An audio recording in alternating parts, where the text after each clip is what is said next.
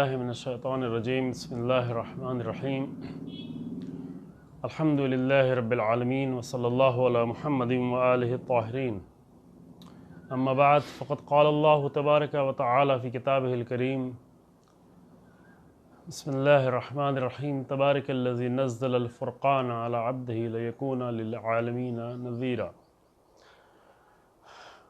कुरान मजीद में सूरह फ़ुरक़ान की इस आयत करीमा के ज़ैल में ये माह रमज़ान में गुफ्तगू जारी है और अभी जो ये अय्याम गुज़रे हैं शब ज़रबत अमीरुल मोमिनीन अली इब्न अबी तालिब अलैहिस्सलाम और अमीरुल मोमिनीन 19 रमज़ान से 21 रमज़ान की शब तक उस कर्ब की हालत में इमाम का गुज़ारना और उस दरमियान में बहुत सारी वसीयतें करना और उसके बाद उम्मत मुस्लिमा को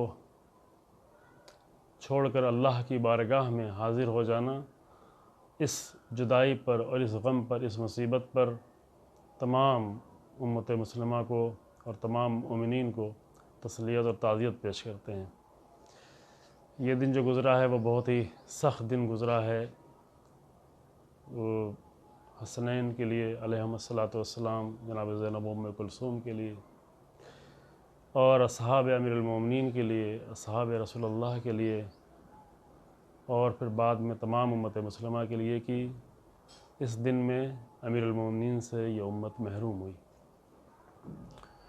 कुरान मजीद की जिस आयत करीमा पर गुफ्तगू हो रही है और इससे मिलती जुलती दीगर आयात जिसमें कुरान को, अल्लाह की किताब को फ़ुरक़ान के तौर पर और दीगर किताबों को भी जो इलाही किताबें हैं, जो जितना उसमें हकीकी पहलू मौजूद है, अलबत्ता तहरीफ़ के बग़ैर, उसका एक मकसद ये है कि इंसान के लिए हक़ व बातिल को रोशन करके बयान कर दे ताकि उसको हक़ के साथ ज़िंदगी गुजारने में और बातिल के मुकाबले में रहने की तौफ़ीक मिलती रहे। यहाँ पर जो है हक़ व बातिल को समझने के लिए कुरान की मिसाल से हम इस्तिफ़ादा कर रहे थे। सूरह रात की ये आयत करीमा है कि जिसमें इरशाद हुआ कि अनज़ल मिनस्समाइ माअन फ़सअलत अवदियतुन बिक़द्रिहा, अल्लाह ने आसमान से पानी नाजिल किया और वादियाँ अपनी मक़दार के मुताबिक, जितनी उनमें ज़रफ़ियत थी उसके मुताबिक वो बह निकलीं। फ़हतमलस सैलु ज़बदन राबिया, फिर जब पानी बहना शुरू हुआ और तो पानी के ऊपर सैल और सैलाब के ऊपर जो है वो झाग सी आकर दिखाई पड़ने लगती है। जो ज़्यादा पानी बहाव होता है तो बहुत ज़्यादा वो झाग दिखाई देती है। और इसी तरह दूसरी मिसाल दी उसी एक ही आयत में, मिम्मा युक़दूना अलैहि फ़िन्नार इब्तिग़ा हिलियतिन व मताइन, और जो लोग आग में मेटल्स को जलाते हैं ताकि उसके ज़रिए से ज़ेवरात और असलहे वगैरह बनाएं, अपना मताए साज़ो सामान बनाएं, तो उसमें भी ज़बदुन मिस्लो, उसमें भी जो है उसी तरीके से, जिस तरीके से पानी में झाग आ जाती है उसमें भी ज़बदुन मिस्लो, उसमें भी झाग आ जाती है। कज़ालिका यज़रिबुल्लाहुल हक़्क़ वल बातिला, इस तरीके से अल्लाह ने हक़ और बातिल की मिसाल दी है। फिर उसके बाद उसकी वजाहत की है कि किस एतबार से मिसाल दी है। फ़अम्मा ज़बदु फ़यज़हबु जुफ़ान, ये जो ऊपर की झाग है ये बहुत जल्दी ख़त्म हो जाने वाली है, चली जाने वाली है। वअम्मा मा यनफ़उन्नास फ़यमकुसु फ़िल अर्द, और वो चीज़ जो लोगों के लिए फ़ायदेमंद है और जो इंसानों के लिए फ़ायदेमंद बनने वाली है वो ज़मीन में ठहर जाता है, यानी पानी जो है वो ज़मीन में ठहर जाता है लोगों को फ़ायदा पहुँचाने के लिए। कज़ालिका यज़रिबुल्लाहुल अम्साल, इस तरीके से अल्लाह मिसालें देता है। खूब ये मिसाल पर भी आपकी खिदमत में गुफ्तगू होगी अगर मुमकिन हो सका आज जितना और बाद में, लेकिन सबसे पहले ख़ुद जो है, एक तो ये हक़ व बातिल की मिसाल है, ख़ुद मिसाल के ऊपर एक थोड़ी सी तवज्जो करने की ज़रूरत है। एक दो मतलब आपकी खिदमत में अर्ज़ करना है कि इत्तफ़ाक़ से यहाँ पर जो है इस आयत में चूँकि 2 मरतबा कुरान इस लफ्ज़ को ला रहा है। एक मरतबा फरमाया कज़ालिका यज़रिबुल्लाहुल हक़्क़ वल बातिला, अल्लाह इस तरीके से हक़ व बातिल की मिसाल पेश करता है। यहाँ ज़रब का लफ्ज़ इस्तेमाल किया लेकिन मुराद यहाँ पे मिसाल है। और फिर आखिर में आयत की कहता है, उसी आयत में, एक ही आयत में, कज़ालिका यज़रिबुल्लाहुल अम्साल, वहाँ पे कहा कि इस तरीके से अल्लाह हक़ व बातिल को पेश करता है, यानी हक़ व बातिल को पानी और झाग की मिसाल के तौर पर। फिर आखिर में कहा कि कज़ालिक यज़रिबुल्लाहुल अम्साल, इस तरीके से अल्लाह मिसालें देता है। देखिए, मिसालों का असल फ़लसफ़ा ये है, मोमिनीन को जिसके तरफ थोड़ा तवज्जो देने की ज़रूरत है, कि मिसालों का फ़लसफ़ा ये है कि मिसालों के ज़रिए से बातें आसान हो जाती हैं, सख्त मतलब आसान हो जाता है। जैसे पहले भी बताया गया कि अमीरुल मोमिनीन अलैहिस्सलातु वस्सलाम ने फरमाया कि हक़ जो है वो तवासुफ़ उसकी सिफ़त बयान करें तो बहुत ही वसी है, और उसको समझना, उसको बयान करना, लेकिन उस पर हक़ के ऊपर चलना हो तो बहुत सख्त है, चूँकि इंसान के लिए वाज़ेह नहीं होता। इंसान बहुत ही वसी गुफ्तगू हक़ के बारे में कर सकता है, लिहाज़ा कुरान एक ऐसी मिसाल देता है कि जिसके ज़रिए से इंसान, उसके सामने नमूना सामने मौजूद हो, आसानी से उसको हक़ व बातिल समझना उसके लिए आसान हो जाए, और बहुत ही आसानी से उन मिसालों के ज़रिए से अपनी ज़िंदगी में उसको तशख़ीस देना कि क्या हक़ है और क्या बातिल है, क्या उसके लिए मुफीद है, क्या बेकार है, कोई फ़ायदेमंद चीज़ नहीं है, कि जो इसी मिसाल में जिसका ज़िक्र हुआ है और इसकी वजाहत और होगी, वो इंसान के लिए आसान हो जाए। इसीलिए मिसालें दी जाती हैं कि जिसके ज़रिए से हर एक को बात समझ में आए। जो कुरान हर एक के लिए है, कुरान हर इंसान के लिए हिदायत है। कुरान फ़कत स्कॉलर्स के लिए, दानिशमंदों के लिए, आलिमों के लिए, प्रोफेसर्स के लिए, फ़ैलसूफ़ के लिए, उनके ख़ास तबके के लिए, पढ़े लिखे लोगों के लिए सिर्फ नहीं है, बल्कि कुरान सब के लिए है। और कुरान का ये बहुत ही बड़ा मोजज़ा है, कुरान का ये बहुत बड़ा हुनर है। हर किताब किसी ख़ास तबके के लिए होती है, बच्चों के लिए, जवानों के लिए, अलग अलग फ़ैकल्टी में रहने वाले लोगों के लिए। एक फ़ैकल्टी के इंसान दूसरी किताब में सर कोई दिलचस्पी नहीं रखता, उसको समझी में नहीं आती, लेकिन कुरान एक ऐसी किताब है जो सब के लिए है, और इंसान उस पर आता है तो उसमें जो है एक आम इंसान को, एक देहात में रहने वाले बग़ैर पढ़े लिखे इंसान को, जब वो तर्जुमा थोड़ा पढ़ लेता है तो भी उसको उसमें मज़ा आता है। और एक बहुत बड़ा फ़लसफ़ी, एक बहुत बड़ा आलिम, एक बहुत बड़ा दानिशमंद स्कॉलर, उसको भी उसमें मज़ा आता है। कुरान को एक सादा आम आदमी भी उससे इस्तिफ़ादा कर सकता है, और उसको उसकी लज़्ज़त को महसूस कर सकता है, और मुल्ला सदरा और अबू अली सीना जैसे इंसान भी कुरान में आकर इस्तिफ़ादा करते हैं। तो ये कुरान का एक ख़ास हुनर है। उस हुनर में बहुत सारी चीज़ें पाई जाती हैं। इस तरह कुरान को पेश करने के लिए कुरान के बहुत सारे तरीक़े हैं। ये ख़ुद कभी इंशाअल्लाह उलमा ने गुफ्तगू की, हमारे बुज़ुर्गों ने कभी फ़ुर्सत हुई जिस पर गुफ्तगू की जाए कि वो क्या तरीक़े हैं कुरान के, जिसकी बुनियाद पे कुरान सब के लिए करार पाया। लेकिन उसमें एक तरीक़ा यही कि कुरान ने बहुत सारे मतालिब को, बहुत ही अहम मतालिब को मिसालें देकर समझाया है, और ज़्यादा मिसालें दी हैं, काफ़ी मिसालें दी हैं। यानी मुमकिन नहीं कि लाजिम नहीं कि हर जगह मिसाल का लफ्ज़ हो, ख़ुद मिसाल का लफ्ज़ भी कुरान में काफ़ी ज़्यादा इस्तेमाल हुआ है। मेरे ख़्याल से शायद 25-30 मरतबा तो हतमन इस्तेमाल हुआ, अगर जो हमारे जहन में ऐसे शुमार नहीं किया, लेकिन ये लफ्ज़ भी कई बहुत ज़्यादा इस्तेमाल हुआ है। लेकिन बहुत सारी मिसालें ऐसी जहाँ पे लफ्ज़ इस्तेमाल नहीं हुआ है, लफ्ज़ मिसाल नहीं है, लेकिन फिर भी मिसालें दी। मसलन कुरान के हल यस्तविल्लज़ीना यअलमून वल्लज़ीना ला यअलमून, तो यहाँ पे लफ्ज़ मिसाल इस्तेमाल नहीं हुआ है, लेकिन कुरान जो है बता रहा है कि क्या आलिम और जाहिल जो है बराबर हो सकते हैं। या और कभी काफ का इस्तेमाल किया गया है, कभी दूसरे अंदाज से कुरान ने मिसालें दी हैं, सदक़ा देने वालों की, अच्छे काम करने वालों की, बुराइयों की तरफ जाने वालों की, गैर खुदा को मानने वालों के लिए कुरान ने मिसाल दी, उनका अमल कैसा है। इस तरह बहुत सारे उमूर हैं जो कुरान ने मिसाल के ज़रिए से वाज़े किए हैं। हमें याद है कि शायद तकरीबन 20 साल पहले की बात है कि हमारे उस्ताद बुजुर्गवार थे, खुदा उनकी हिफाजत फरमाए, आयतुल्लाह मकारिम शिराज़ी हफ़ज़हुल्लाह, मराज तक़लीद में से हैं, और बहुत ही बाबरकत ज़िंदगी जी है, और बहुत ज़्यादा किताबें लिखने की और दर्स की तौफ़ीक़ हासिल हुई है। तो वो पूरे एक महीने, यही माह रमज़ान था, माह रमज़ान में पूरे एक महीने तक उन्होंने कुरान की मिसालों पर गुफ्तगू की थी। अलबत्ता मुख्तसर गुफ्तगू की थी, अगर गुफ्तगू तो मुफस्सल की जाए तो वो एक महीना भी काफ़ी नहीं है। जो कुरान ने मिसालें दी हैं उस पर गुफ्तगू, यानी इस एतबार से शायद किताब की शक्ल में भी वो आ गई हो गुफ्तगू, तो हाज़िर होना होता तो वहाँ पर जो ये अहम मसला होता है कि उसने कुरान जो है मिसाल के ज़रिए से, फ़ायदा उसका क्या होता है, फ़ायदा ये होता है कि मिसाल के ज़रिए से एक बहुत ही आम और सादा फ़हम इंसान को भी वह बात समझ में आ जाती है। क्योंकि मतालिब को समझना ये सब के बस की बात नहीं है। सख्त मतालिब और अमीक मतालिब को समझना वो आम तौर से सबके लिए मुश्किल होता है। अब ये बहुत ही अफसोसनाक बात होती है, कभी कभी कौम की हालत इतनी नीचे आ जाती है और लोग उनको कौम को इतना गैर ज़रूरी चीज़ों में उलझा के रखते हैं, तफरीह में और तफरीह का सामान फ़राहम कर रहे होते हैं, हत्ता अज़ा के नाम पे लोगों की तफरीह करा रहते हैं, अज़ादारी के नाम पे तफरीह करा रहे होते हैं, इसकी कोई भी परवाह नहीं करते कि शब शहादत है, शहादत के दिन है। तो फिर धीरे धीरे कौम का और लोगों का मिजाज और शऊर इतना नीचे आ जाता है कि उनको मिसालें भी समझ में नहीं आती। जब कुछ किसी चीज़ को किसी चीज़ से मिसाल दी जाती है तो उसका समझना उनके लिए मुश्किल हो जाता है। तो ये हम थोड़ा सा अगर देखना चाहते हैं कि मिसालों से मकसद क्या होता है।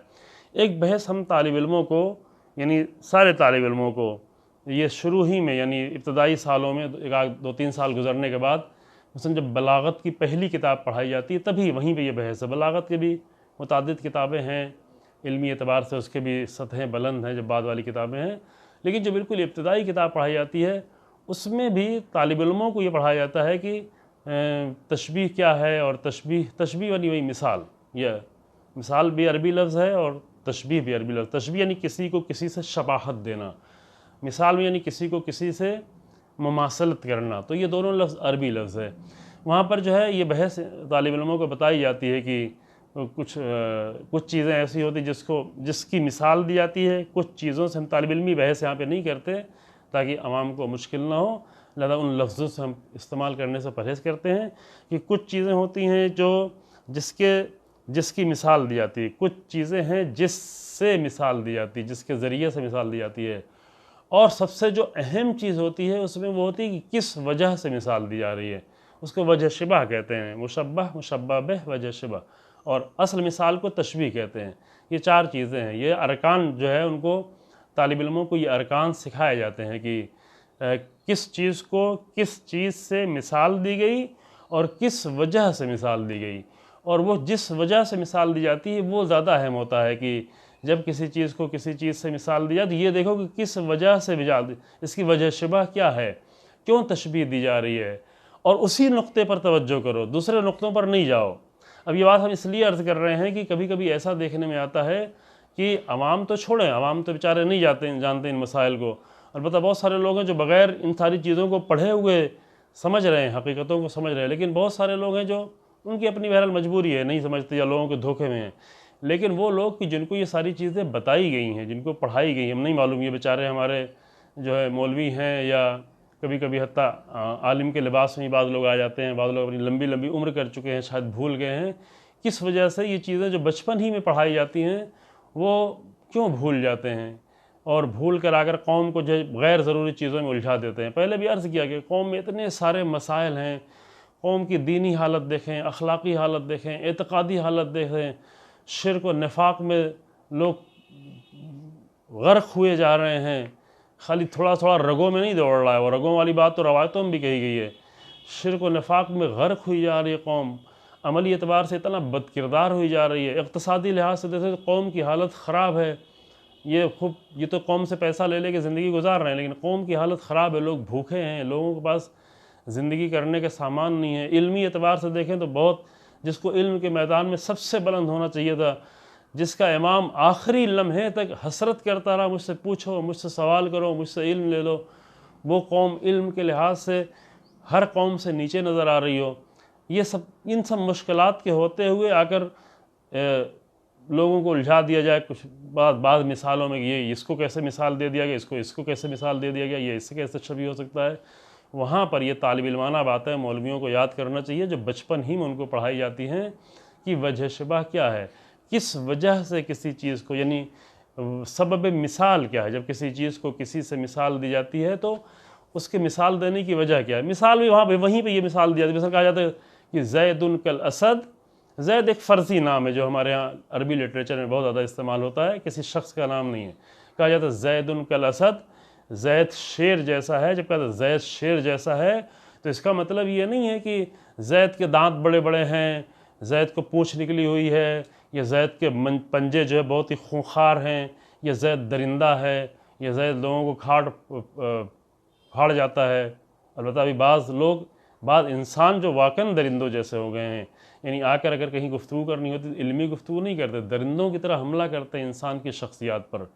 अजीब है, असल माह रमज़ान का भी ख्याल नहीं रहता, इस तरह इंसान जो है अमल करता है। लिहाजा उन मिसालों में ये बताया जाता है कि जब किसी चीज़ को किसी चीज़ से मिसाल दी जाए तो ये देखें कि वजह शबह क्या है, किस वजह से मिसाल दी जा रही है, और जिस वजह से मिसाल दी जा रही है उसी पर तवज्जो की जाए। मसलन कहा जा रहा है कि ज़ैद शेर जैसा है, तो इसलिए कहा जा रहा है कि जो ज़ैद बहादुर है उसकी बहादुरी दिखाने के लिए उसको शेर जैसा कहा गया है। इसलिए नहीं कहा गया कि उसके नाखून बड़े बड़े हैं या उसके दांत बड़े बड़े हैं या उसकी पूँछ निकली हुई है या वो इंसानों को खा रहा होता है या वो कच्चा गोश्त खा जाता है, इसलिए ज़ैद को शेर नहीं कहा गया, बल्कि ज़ैद को इसलिए कहा गया क्योंकि वो बहादुर है। इसको कहते हैं मिसाल की वजह समझना। एक बात ये बताई जाती है जो बचपन ही में बताई जाती है, फिर एक बात इन तालिब इल्मों को थोड़ा और मंजिल तय करने के बाद और आगे बढ़ने के बाद जब थोड़ा इल्मी बहसें होने लगती हैं तो वहाँ पर और एक बात बताई जाती है। वो क्या? वो ये कि मिसालों में मुनाकशा नहीं किया जाता, मिसालों में आकर बहस नहीं की जाती। यानी उसमें भी मतलब वही है कि तो मिसाल में किस बात को किस वजह से मिसाल दी गई उस पर देखने की तवज्जो है। मसलन मिसाल दी जाए, अगर एक इंसान कोई काम जो है प्रोफेशन के तौर पे करता है पैसा कमाने के लिए, तो पैसा कमाने के लिए कोई ड्राइविंग कर रहा हो या कोई कुरान पढ़ रहा हो या कोई नमाज़ पढ़ा रहा हो या कोई कुछ और काम कर रहा हो या कोई तकरीर कर रहा हो, ये सब एक ही जैसा है, चूँकि मकसद उसका पैसा कमाना है, मकसद उसका प्रोफेशन है। कोई जो है इलाज कर रहा हो, मसलन मेडिकल चीज़ एक बहुत ही मुक़द्दस चीज़ है, और अगर कोई इंसान इंसानी हमदर्दी में यह काम कर रहा है तो बहुत ही बुलंद काम है। लेकिन अगर एक इंसान सिर्फ पैसा कमाने के लिए कर रहा है तो वो मुक़द्दस नहीं रहा, वो फ़कत प्रोफेशन बन के रह गया। ये कैसे समझ में आए कि प्रोफेशन कर रहा है या इंसानी खिदमत कर रहा है? ये उसके अमल से लग रहा है कि एक इंसान मर रहा है, इलाज के बगैर मर रहा है, लेकिन जब तक उसकी फ़ीस नहीं जमा होती तब तक वो इलाज कर हाथ भी लगाने को तैयार नहीं होता, देखने को भी तैयार नहीं होता। उसका मतलब ये कि प्रोफेशन के लिए कर रहा है, उसके पास इंसानी हमदर्दी नहीं है।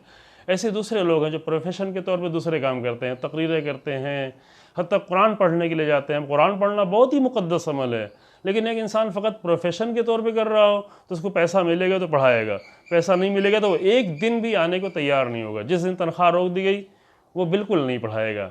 तो ऐसे और भी बहुत सारी मिसालें हैं। मसलन एक मिसाल हमारे कोई बुजुर्गवार दिया करते थे कि ऐसा शायद इशारा भी किया कभी कि नमाज कोई पढ़ाता था वज़ू भी नहीं करता था। उससे पूछा कि भाई तुम वज़ू क्यों नहीं करते, नमाज़ पढ़ाते हो? कहा कि हमको नमाज़ पढ़ा रहे हैं, बेहतरीन क़रात में नमाज़ पढ़ा रहे हैं, बेहतरीन सूरे हमको याद हैं, हम अच्छे अच्छे सूरे पढ़ाते हैं इनको, बस हमारा काम इनको नमाज़ पढ़ाना, हम जो है उनकी तनख्वाह लेते हैं, हम वज़ू करके पढ़ाएं या वज़ू ना करके पढ़ाएं इनसे क्या मतलब, उसमें बताता भी नहीं था। तो जो प्रोफेशन के तौर पर नमाज़ पढ़ाए या जो भी पढ़ाए, वाजिब नमाज़ पढ़ाए, मुस्तहब नमाज़ पढ़ाए, जैसे अभी तरावीह के लिए इतना लोग पीछे पड़े हुए हैं, खूब जो एक बेबुनियाद चीज़ थी, मुस्तहब नमाज़ें हैं माह रमज़ान की, नाफिल रमज़ान, ये हमारे उलमा बयान नाफिल रमज़ान है, नाफिल रमज़ान, और उसके लिए भी इख्तलाफ है शिया सुन्नी में, खुद सुन्नियों के दरमियान में इख्तलाफ है कि 8 रकत है, 10 रकत है, 20 रकत है।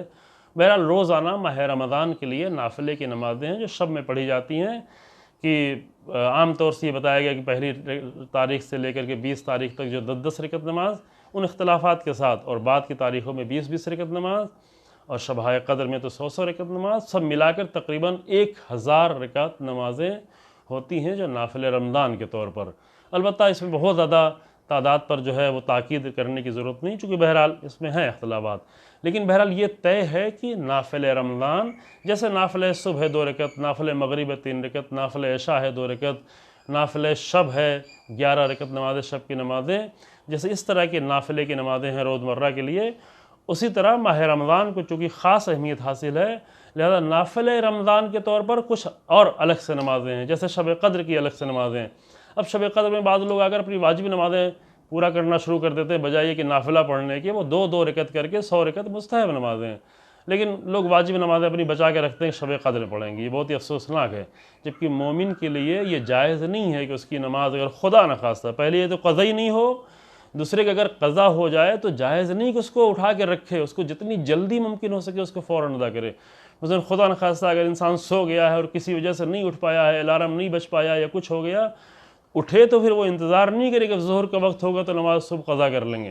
पहले ये तो क़ज़ा नहीं होना चाहिए, वाजिब में क़ज़ा नहीं होना चाहिए, लेकिन अगर किसी वजह से क़ज़ा हो गई अनजाने में या बेहोशी की वजह से, किसी वजह से, तो इंसान उसको फ़ौरी से फ़ौरी जल्दी से जल्दी अदा करे, ना ही कि उसको उठा के रखे, माह रमज़ान के लिए कि माह रमज़ान की इतनी अजीम शब में आकर इंसान जो है अपनी वो क़ज़ा नमाज़ अपना जुर्म जो आकर वो पूरा कर रहा हो, ये अजीब व गरीब है। तो ये माह रमज़ान के नाफ़िले हैं। नाफ़िले रमज़ान के जो कानून है वो ये है कि वो मकतब अहले बैत में और रसूलुल्लाह के ज़माने में ये था कि मुस्तहब नमाज़ें जो जमात से नहीं पढ़ी जाती, बल्कि मुस्तहब नमाज़ों के लिए यहाँ तक ताकीद है कि मुस्तहब नमाज़ें इंसान मस्जिद में भी ना पढ़े, बल्कि बेहतर ये कि इंसान घर में पढ़े। मजबूरी हो, जाना आना मुश्किल हो रही तो बात ठीक है पढ़ ले, लेकिन बेहतर है कि इंसान घर में भी एक जगह बना कर रखे कि जहाँ पर इंसान नमाज़ें पढ़ता हो, ख़ासकर जो है मुस्तहब नमाज़ें जो इंसान घर में पढ़े। तो नाफिले की नमाज है, लेकिन उसके लिए जो इंसान जो है वाकई प्रोफेशन के तौर पे काम करता है। मेरी बहस ये थी कि जब किसी चीज़ की मिसाल दी जाए तो उसमें यह देखा जाए कि इस मिसाल को किस वजह से दिया गया है। अब कोई इंसान कितना ही मुक़द्दस और कितना ही अजीम काम कर रहा हो, लेकिन अगर उसके जहन में प्रोफेशन है, धंधा है, तो वो सिर्फ पैसा देख रहा होता है, ना इंसानों की जान देख रहा होता है, ना अपनी तबाबत को देख रहा होता है, ना अपने इल्म को देख रहा होता है, ना अपने तक़द्दुस को देख रहा होता है, वो फ़क़त बिज़नेस को देख रहा होता है। और जब किसी चीज़ को किसी चीज़ से मिसाल भी दी जाए तो उसमें यह देखना चाहिए कि उसकी वजह शिबा क्या है, क्यों मिसाल दी जा रही, इल्लत मिसाल क्या है, ताकि इंसान को यहाँ पर फिर वही हक़ व बातिल समझना आसान हो जाए। वो लोग जो आकर दीन के दर्द के लिए बातें करते हैं और वो लोग जो दीन को धंधा और बिज़नेस बनाकर और प्रोफेशन बना के करते हैं, खूब इनके दरमियान में इंसान फ़र्क कर सके, समझ सके। असल इस फ़र्क को समझना इंसान के लिए ज़रूरी है। अगर ये फ़र्क इंसान समझ लेता है तो उसके लिए बहुत सारा हक़ और बातिल रोशन हो जाता है। सिर्फ बहुत सारा धोखा जो इंसान खाता है वो इसी वजह से धोखा खाता है, क्योंकि ये चीज़ें उसके लिए वाज़ेह नहीं होती। फिर मिसाल कहीं भी दी जा सकती है, किसी भी चीज़ की दी जा सकती है, क्योंकि मतलब वहाँ पे समझाना होता है, मुराद और मकसद जो है वो समझाना होता है। तो जिस बात से भी समझ में बात आ जाए, जो चीज़ सामने की हो जो इंसान के लिए, उससे वो मिसाल दे के उस बात को समझा सकता है। जैसे कुरान कहता है कि अल्लाह को शर्म नहीं आती कि अल्लाह जो एक मच्छर की मिसाल दे। ये इब्तदाई सफ़े में कुरान के है, मैं आपकी खिदमत में अर्ज़ करूँ, पाँचवें छठे सफ़े में सूरह बकरा की 26 नंबर की आय करीमा है कि जिसमें अलबत्ता उससे पहले भी, इन 26 नंबर से पहले भी कुरान जो है मिसालें दे चुका है। मसलन सूरह बकरा ही की तीसरे सफ़े पर जो है मुनाफिकीन की बहुत खूबसूरत मिसालें कुरान दे चुका है। इस आयत के आने से पहले मसलहुम कमसलिल लज़ी इस्तौक़दा नारन फलम्मा आज़ात माहौल, ये बहुत ही खूबसूरत मिसाल है। या उसी के फ़ौरन बाद 17 नंबर आयत है, फिर 18 नंबर आयत है, 19, 20, 4 आयतों में कुरान ने मिसाल और उसकी गुफ्तगू की है। 2 मिसालें बहुत ही खूबसूरत दी हैं। और कस्सय्यबिम मिनस्समाए फ़ीही ज़ुलमातुन व रअदुन व बरक़ुन, ये कुरान ने जो है सूरह बकरा के इब्तदाई हिस्से में मुनाफिकीन की मिसाल दी। उसी के एक सफ़े बाद जब जाएँ तो कुरान आगे कहता है कि देखो कुरान तो मिसालें देगा, अल्लाह मिसालें देगा, और किस चीज़ को किस चीज़ से मिसाल दी, अल्लाह इसकी कोई परवाह नहीं करता, तुम्हें अच्छा लगे या बुरा लगे।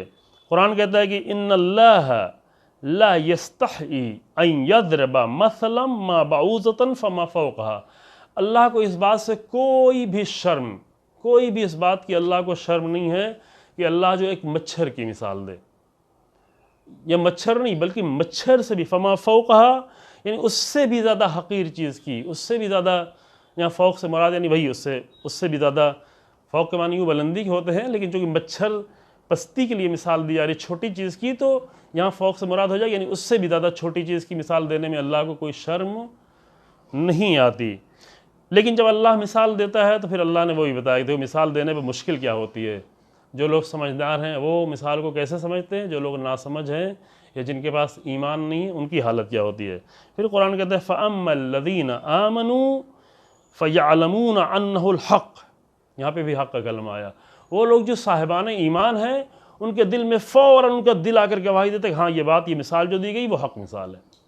क्योंकि वजह मिसाल को देख रहे हैं, किस वजह से मिसाल दी जा रही, ये नहीं देख रहे हैं किस चीज़ को किस चीज़ से मिसाल दी जा रही है, बल्कि ये देख रहे हैं किस वजह से मिसाल दी जा रही है। ये नहीं देख रहे हैं कि ज़ैद को अगर शेर कह दिया गया तो ज़ैद को पूँछ निकल आई है, क्योंकि ज़ैद को शेर में भी पूँछ होती है, बल्कि इसलिए देख रहे हैं कि ज़ैद को शेर इसलिए कहा जा रहा है क्योंकि ज़ैद बहादुर है। तो यहाँ पर भी अगर हम किसी चीज़ को मिसाल दे रहे हैं तो वो ढूंढें कि किस वजह से मिसाल दी गई है। या तो यहाँ भी कुरान कहता है कि वो लोग जो साहिबान ईमान हैं और साहिबान ईमान है तो हक़ बातें उनके दिल में उतर भी जाती हैं, वो फ़ौरन आगे कहते हैं और जानते भी हैं कि फ़यअलमूना अन्नहुल हक़, वो इस बात को जानते हैं कि ये हक़ है, हक़ बात है। और है कहाँ से? मिन रब्बिहिम, अल्लाह की तरफ से हक़ है। जब अल्लाह की तरफ से मिसाल होगी तो अल्लाह की तरफ से वो हक़ भी होगा। व अम्मल लज़ीना कफ़रू, लेकिन वो लोग जो हक़ के इनकार करने वाले, यहाँ पे कुफ्र के माने क्या हुए? कुफ्र के माने कोई कौम नहीं है, ये नहीं कि फ़लाँ इंसान मुसलमान घराने में नहीं है तो काफिर, ये मुराद नहीं है। बल्कि पहले भी कहा गया कुफ्र के कई माने, उसमें एक माने यही कि जो भी सही बातों का इनकार करे, जो बातें बाद लोग जान के इनकार करें, बाद लोग अनजाने में और न समझते हुए इनकार करते हैं। लिहाजा कुरान कहता है कि वह अम्मल लज़ीना कफ़रू, वो लोग कि जो इनकार करने वाले हैं और ना मानने वाले हैं और छिपाने वाले हैं, फ़यक़ूलूना माज़ा अरादल्लाहु बिहाज़ा मसलन, वो कहते हैं कि अल्लाह ने इस मिसाल से क्या मुराद लिया है, अल्लाह क्या कहना चाहता है, ये क्या बात है, क्या कह दिया अल्लाह ने। अल्लाह का भी मजाक उड़ाना शुरू करते हैं। वो इंसानों की बात छोड़ें, ये कि अम्बिया का मजाक उड़ाया गया, ये कि अम्बिया का तमस्खुर किया गया, ये कि अम्बिया की राह पर चलने वाले इंसानों का मजाक उड़ाया गया। और आज भी अम्बिया की राह पर चलने वाले इंसानों को जो हक़ व बातिल को रोशन कर रहे हैं, उलमा के पीछे लोग क्यों पड़ जाते हैं? बहुत सारे उलमा के इसलिए पड़ जाते हैं कि वो आकर कौम को बेदार कर रहे हैं। अब वो कौम को बेदार कर रहे हैं तो वो लोग जिन्होंने कौम को इतने सालों से गफलत में रखा है, धोखा दिया है अपने फ़ायदों के लिए और उनको इस्तेमाल किया है, तो उनको तो बहरहाल तकलीफ़ होगी, जाहिर है। कुरान भी आकर जब मिसालें देता है जिससे कौम बेदार हो, लोग रोशन हो, तो वो लोग कहेंगे मादा अरादल्लाहु बिहाज़ा मसलन, अल्लाह ने क्या मुराद लिया, ये क्यों मिसाल दी है? असल मिसाल देने का फ़ायदा ही क्या है, ये मिसाल क्यों दी गई? तो कुरान बहुत सारी चीज़ों को वाज़े कर देता है। लिहाजा फिर उसके बाद कुरान क्या कहता है? कुरान बहुत ही खूबसूरत जुमला कहता है कि अल्लाह का काम यह है कि युदिल्लु बिही कसीरा व यहदी बिही कसीरा, अल्लाह इन्हीं मिसालों के ज़रिए से बहुत सारे लोगों को गुमराह कर देता है, गुमराह हो जाते हैं। अल्लाह अकबर, दीन के नाम पर सर कुरान पढ़ के गुमराह हो जाते हैं मिसालों के ज़रिए से। अगर इंसान हक़ परस्त ना हो और हक़ कबूल करने की आदत नहीं की हो और अगर उसको समझने की सलाहियत पैदा नहीं की हो कि समझे कि क्या कौन सी चीज़ किस लिए कही जा रही है, तो मुमकिन है कि एक इंसान इस हद तक गुमराह हो जाए कि अगर अखलाक भूल जाए, अदब भूल जाए, जो इस्लामी तालीमात हैं वो भूल जाए, किसी पर जब लिखना शुरू करे, टांटिंग करना शुरू करे तो असल अदब व अखलाक की भी रियायत नहीं करे। ये बात इसलिए की जा रही है कि यहाँ पर किसी बात का जवाब देना मकसूद नहीं है। तो कुरान कहता है कि इदा मर्रु बिल्लग़्व मर्रु करामा, जब लग़्व व फ़ज़ूल चीज़ों से गुज़रो, फ़ज़ूल किस्म के लोगों की बात सुनो, फ़ज़ूल बातों को सुनो, तो वहाँ से इज़्ज़त और करामत से गुजर जाओ, सर उनके मुँह नहीं लगो, इस लायक नहीं उनके मुँह लगा जाए। लेकिन ये बात, अगर ये कुरान की बात इसलिए पेश की जाए ताकि इंसान को हक़ व बातिल को समझने में थोड़ा आसानी हो जाए। जो बेचारे सादा लौ हैं और जो बेचारे नहीं समझ पा रहे हैं, उनके लिए समझना थोड़ा आसान हो जाए, इसलिए ये बात आपकी खिदमत में पेश की जा रही है। वरना वाक़ई इस लायक नहीं होते कि बाज़ लोग और बाज़ लोगों की बातें इस लायक नहीं होती कि उसमें उलझा जाए या उसका जवाब दिया जाए, ये जवाब के लायक ही नहीं होती। इसलिए कुरान कहता है कि बहुत ही जो इबरत का मुकाम है वो ये है कि कुरान कहता है कि हमारी अपनी मिसालों के ज़रिए से युदिल्लु बिही कसीरा, बहुत सारे लोग हैं जो गुमराह हो जाते हैं, अल्लाह गुमराह करता है उनको। ये बात कभी वजाहत की जा चुकी है। अल्लाह को गुमराही का मतलब ये नहीं कि अल्लाह किसी को वाक़ई गुमराह करना चाहता है। अल्लाह की गुमराही का मतलब ये कि अल्लाह हक़ बातें पेश करता है, सही बातें पेश करता है, और वो इंसान आदत कर चुका है हक़ ना लेने की, हक़ कबूल ना करने की, तो फिर अल्लाह उसको उसके हाल पे छोड़ देता है। और जब किसी इंसान को अल्लाह उसके हाल पर छोड़ दे तो ये बदतरीन हालत है कि इंसान की, कि जब उसको उसके हाल पर छोड़ दिया जाए। यहाँ पर इसकी वजाहत पहले की जा चुकी है। यहाँ पर कुरान कहता है कि कुरान के ज़रिए से, कुरान की मिसालों के ज़रिए से, अल्लाह की दी हुई मिसालों के ज़रिए से अल्लाह बहुत सारे लोगों को गुमराह कर देता है। वह यहदी बिही कसीरा, और बहुत सारे लोगों को इसी के ज़रिए से हिदायत भी मिल जाती है। लेकिन गुमराह कौन होते हैं, फिर ये भी कुरान ने आगे बता दिया, और ये इंसानों की ज़िंदगी में आकर ढूंढने से आसानी से पता चल जाता है।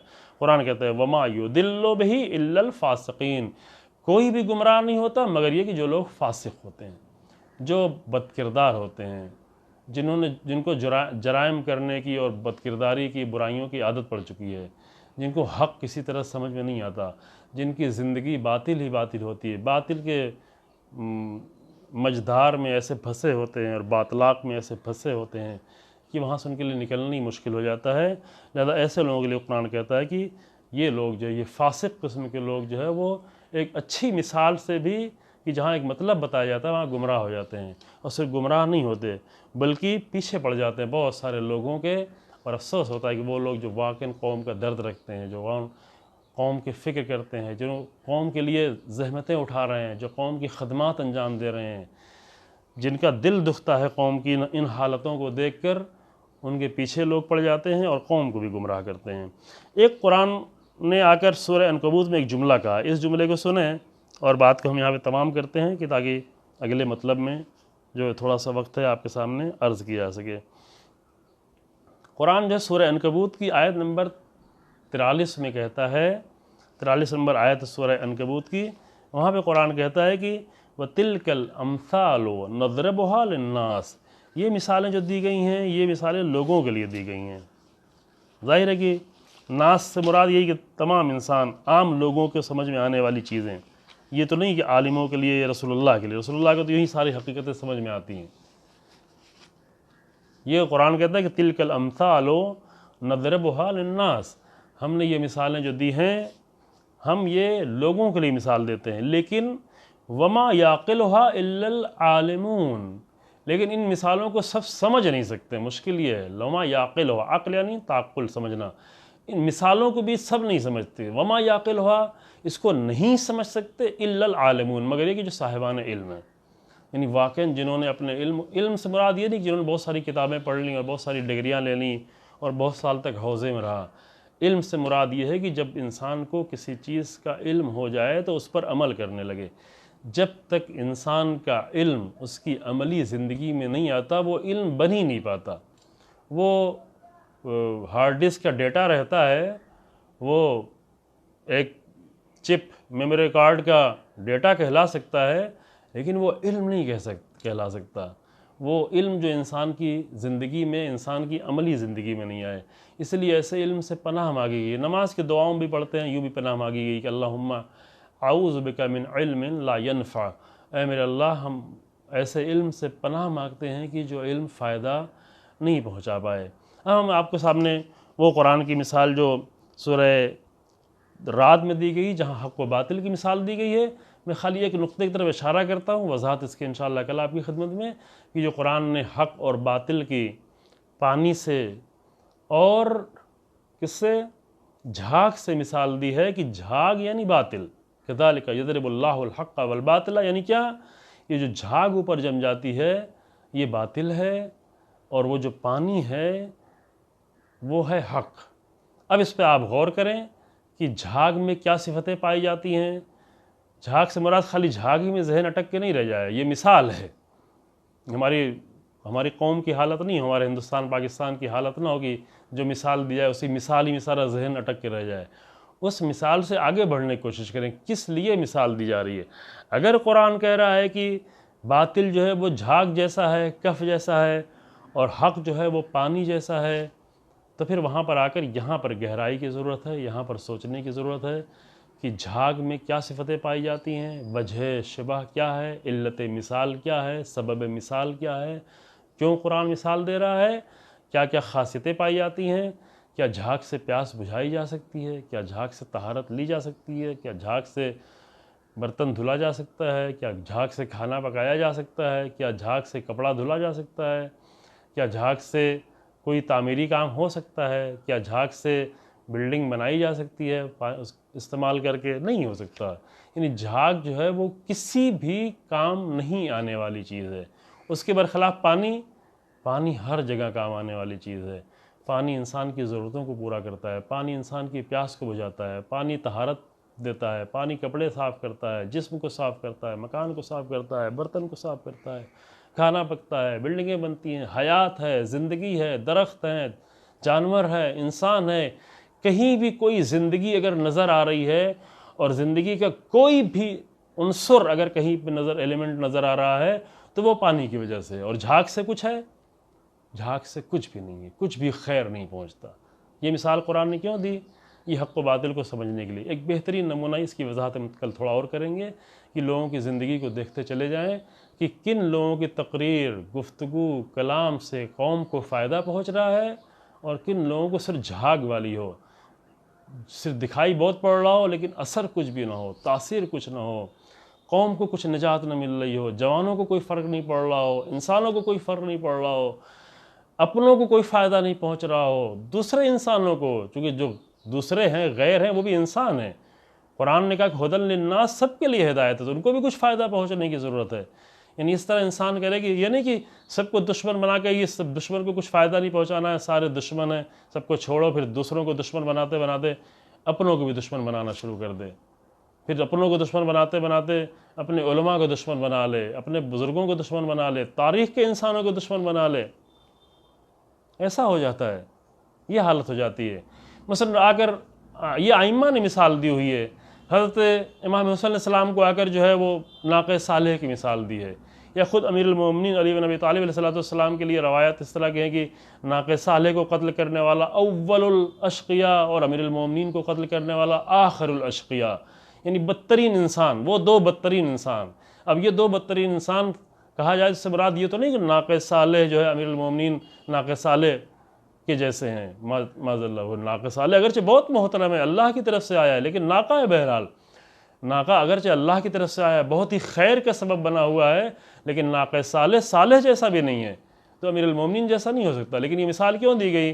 मिसाल इसलिए दी गई कि वो नाक़े सालेह जो लोगों की खैर का बाइस था और उसको कत्ल किया गया, कातिल के एतबार से दी गई, लिहाजा अलग अलग एतबार से मिसाल दी जाती है। या अमीरुल मोमिनीन सलाम या इमाम हुसैन सलाम के ज़िब्ह करने की जो मिसालें दी गई हैं, बाद इस तरह से यज़्बहु कमा यज़्बहुल कब्श, इस तरह का जुमला, जो जानवरों को जिस तरह ज़िबा किया था, इससे माज़अल्लाह माज़अल्लाह, ये मिसाल क्यों दी जा रही है? ये मिसाल इस दी है कि वो मज़लूमियत को देखे, वो ज़िब्ह करने के पहलू को देखे, यानी वो इल्लत मिसाल को मिसाल के सबब को आकर इंसान देखे, न ये कि माज़अल्लाह जो है ऐसे अजीम इंसानों को जो है जब एक जानवर के साथ जो है समझाने के लिए बताया गया तो इंसान माज़अल्लाह माज़अल्लाह ऐसे कलमात इस्तेमाल करना शुरू कर दे। खूब भाई, अगर इंसान के पास इल्म नहीं होता या इल्म हासिल करके भी भूल जाता है जो दर्स पढ़ाया जाता है, तो ख़ुद भी जहालत में मुब्तला हो जाता है और आकर अपनी पूरी कौम को भी जहालत में मुब्तला करता है, जबकि कौम के हालात इतने बुरे और इतने बद होते हैं। तो कुरान की ये खूबसूरत मिसाल है, इस पर आप थोड़ा गौर करेंगे। मैंने आपके सामने इशारा पेश किया है कि इस पर आप गौर करें, कल इसकी वजाहत की जाएगी और इसके बाद इसके दूसरे पहलू भी आपकी खिदमत में पेश किए जाएंगे कि ये देखें कि कौन कितना ज़्यादा फ़ायदेमंद है। झाग ज़रा भी इंसान के लिए फ़ायदेमंद, कोई भी पहलू झाग का इंसान के लिए फ़ायदेमंद नहीं, चाहे वो कितना भी दिखाई पड़ रहा हो, उसका शोरगुल कितना ही ज़्यादा हो, वो शायद पानी को भी आकर छिपा दे, इतनी झाग बन जाए कि पानी दिखे ही नहीं, सिर्फ ऊपर झाग ही झाग दिख रही हो और पानी के ऊपर आकर गालिब हो जाए, छिपती पानी को छिपा दे, लेकिन बहरहाल ये झाग फ़ायदा नहीं पहुंचाएगी। फ़ायदा जो पहुंचाएगा वो पानी फ़ायदा पहुंचाएगा, प्यास जो बुझाएगा वो पानी प्यास बुझाएगा। इस पर इंसान गौर करे और अगर इसके ज़रिए से, अगर इसी पहलू से अगर हक़ व बातिल को ढूंढना शुरू करे, इस पूरी कायनात में कौन सा दीन है जो फ़ायदा पहुंचा रहा है, कौन सी फ़िक्र है जो फ़ायदा पहुंचा रही है, कौन से इंसान है जो बशरियत को फ़ायदा पहुंचा रहे हैं, तारीख़ इंसानी में कौन से लोग हैं जो उस ज़माने से आज तक फ़ायदा पहुंचा रहे हैं। इब्राहीम सलामुल्लाह अलैह का फ़ायदा आज तक पहुंच रहा है, कई हज़ार साल गुज़रने के बाद रसूलुल्लाह की ज़ात से आज तक फ़ायदा पहुंच रहा है। ये सब हक़ के समझने के मेयार हैं। अमीरुल मोमिनीन अली बिन अबी तालिब अलैहिस्सलाम की ज़ात 1401 साल, तकरीबन 1401 साल हो गए हैं इस अज़ीम ज़ात के शहीद हुए, लेकिन इस 1401 साल गुज़र जाने के बाद भी आज भी इस अज़ीम ज़ात से बशरियत को फ़ायदा पहुँच रहा है। और जैसे जैसे बशर और बुलंद होगा वो और ज़्यादा फ़ायदा पहुँचेगा उसको। क्यों? इसलिए कि ये किरदार झाग वाले किरदार नहीं थे, ये शख्सियतें झाग वाली शख्सियतें नहीं थीं, ये हमेशा बाकी रहने वाली थीं।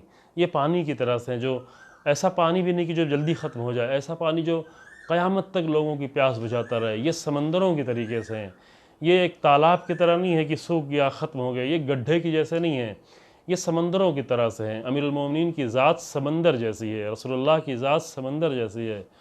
कुरान बहर है, कुरान समंदर है, यानी ये कि इससे जो है हमेशा प्यास बुझती रहेगी। पानी लोग इस्तेमाल करते रहेंगे, ख़त्म होता जाएगा, लेकिन फिर बादल आएगा, फिर हवाएं आएंगी, फिर हरारत होगी, फिर तमाज़त होगी, फिर बुखारात उठेंगे, फिर हवाएं चलेंगी, फिर बारिश होगी, फिर बारिश ठहरेगा, फिर बीच में कहीं झाग भी आ जाएगी, कहीं बातिल भी दिखने लगेगा, कभी कभी वो बातिल बहुत ज़्यादा दिखने लगेगा, लेकिन वो सब के सब ख़त्म हो जाने वाला है। और ये किरदार जो है वो अब लोगों की प्यास बुझाते रहेंगे। फिर इसी मेयार पर और दूसरे इंसानों को पहचानना शुरू करें कि मसलन अल्लाह ने शेख सदूक को क्या करार दिया, शेख मुफीद क्या थे, शेख तूसी क्या थे, सैयद मुर्तज़ा जैसे शहीद सैयद मुर्तज़ा क्या थे, सैयद रज़ी जिन्होंने नहजुल बलागा इकट्ठा की वो क्या थे। ये किरदार जो हक़ किरदार हैं, जो लोगों की प्यास बुझा रहे हैं, जो आज तक मकतब अहले बैत के प्यासे लोगों की प्यास बुझा रहे हैं। इमाम ख़ुमैनी रहमतुल्लाह अलैह क्या थे? इमाम ख़ुमैनी एक इंसान के कितना फ़ायदा पूरी बशरियत को पहुँचा है, तशय्युअ को पहुँचा है, इस्लाम को पहुँचा है, शियत को पहुँचा है, हक़ को पहुँचा है। यानी जिस इंसान से जितना ज़्यादा फ़ायदा पहुँचता जाए उतना ही ज़्यादा वो इंसान कुरान की मिसाल के एतबार से हक़ होता चला जाएगा। और जितना लोगों से नुकसान पहुँचता जाए, चाहे वो मिंबरों पर हों, चाहे वो तकरीरों में हों, चाहे वो खुतबों में हैं, अगर उनसे बशरियत को, कौम को, जवानों को, लोगों को नुकसान पहुँच रहा है, लोग दूर हो रहे हैं, लोग अमल से दूर हो रहे हैं, लोग किरदार से दूर हो रहे हैं, लोग दीन से दूर हो रहे हैं, लोग बेअमल हो रहे हैं, लोग फ्री में जन्नतें ढूंढ रहे हैं और फ़ायदा कुछ नहीं पहुँच रहा, तो यहीं से समझ लें कि ये कुरान की दी हुई मिसाल के एतबार से बातिल है।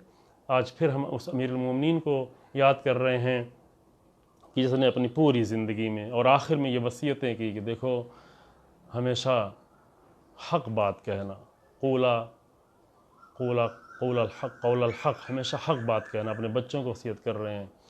और हक़ बात करते करते इस दुनिया से गुज़र गए। अमीरुल मोमिनीन हमारे दरमियान में नहीं रहे। आज का दिन गुज़र गया, अमीरुल मोमिनीन हमारे दरमियान में नहीं। अमीरुल मोमिनीन को ले जाकर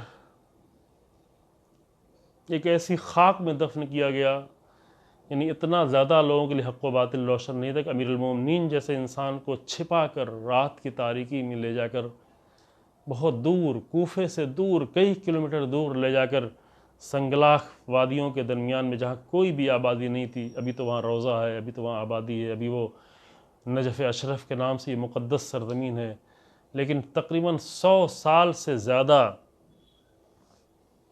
तकरीबन एक चूँकि 40 हिजरी में अमीरुल मोमिनीन की शहादत हुई है और 148 उसके 40 हिजरी के आसपास जो है वो हारून रशीद की हुकूमत थी जब अमीरुल मोमिनीन की कब्र मालूम ही, वाक़या आपको सुना हुआ है। ये तकरीबन 100 साल तक अमीरुल मोमिनीन की कब्र छुपी रही। क्यों छुपी रही? इसलिए कि ऐसे लोग मौजूद नहीं थे जो हक़ व बातिल में फ़र्क कर सकें और आकर हक़ का दिफ़ा कर सकें। हत्ता इस बात का ख़तरा था कि अमीरुल मोमिनीन की कब्र को खोद कर उसके साथ बेअदबी की जाए। इतनी जहालत थी। खुदा हमारी कौम को और हम सब को इन सब जहालतों से महफूज रखे और कुरान की इस खूबसूरत मिसालों के ज़रिए से हक़ इंसानों को समझने और हक़ की हिमायत करने और हक़ की राह पर चलने की तौफ़ीक़ इनायत फरमाए। अल्हम्दुलिल्लाहि रब्बिल आलमीन व सल्लल्लाहु अला मुहम्मदिन व आलिहि।